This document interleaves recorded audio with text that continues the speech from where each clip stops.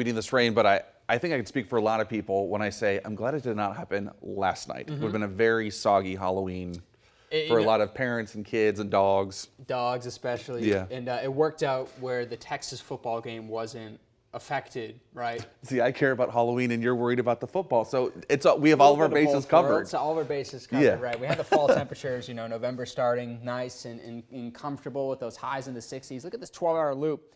Heavy storms moved through the Austin area this evening. Since then, just a few pockets of very light drizzle out and about in overcast skies at this hour. But we had a lot of action way down toward the immediate coastline, Corpus Christi in the valley where the front's finally sliding by. Some strong supercells moved through, and they still kept their composure, even moving out to sea in the Gulf. Numerous lightning strikes at this minute, way off the coast of Port A in Corpus and Brownsville. Right now, though, closer to home, 58 degrees with winds light and variable. They'll be staying calm out of the northeast, and with that front that swung by, our temperatures cooling down to the 40s for everyone to kick off your Sunday morning. So a bit of a chilly start, so grab the jacket out and about tomorrow morning. We'll warm up by the afternoon.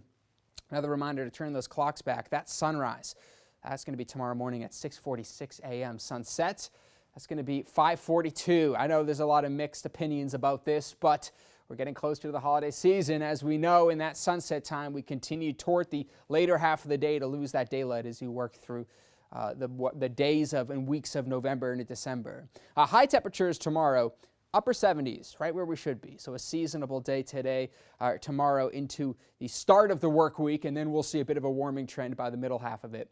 Here's your day planner, 40s, 60s, 70s by the afternoon. Abundant sunshine, UV index from moderate to high during the late morning into the evening hours. Your muggy meter shows a bit of an increase of humidity as you work through by Thursday, dew points in the 50s and low 60s. So in that comfortable to muggy, not oppressive or very humid by any sort of means, but with that comes some warming temps. You'll see by the high pressure way out in the Four Corners. This brought some record-breaking heat to California. We know FC had their first match out there in the playoffs and temperatures were in the upper 90s. But that is going to work its way, this high pressure ridge, closer to the Lone Star State by Monday, Tuesday, Wednesday.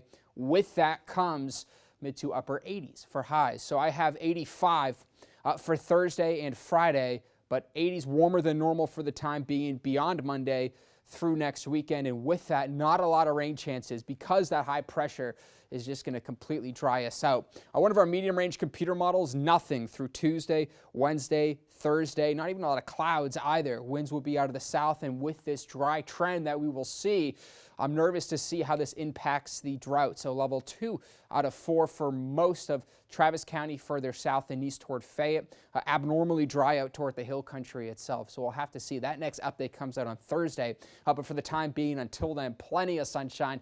Some cool starts, some 40s tomorrow morning and Monday morning, but we're warming back up. High temperatures in the 70s and then eventually 80s starting Tuesday.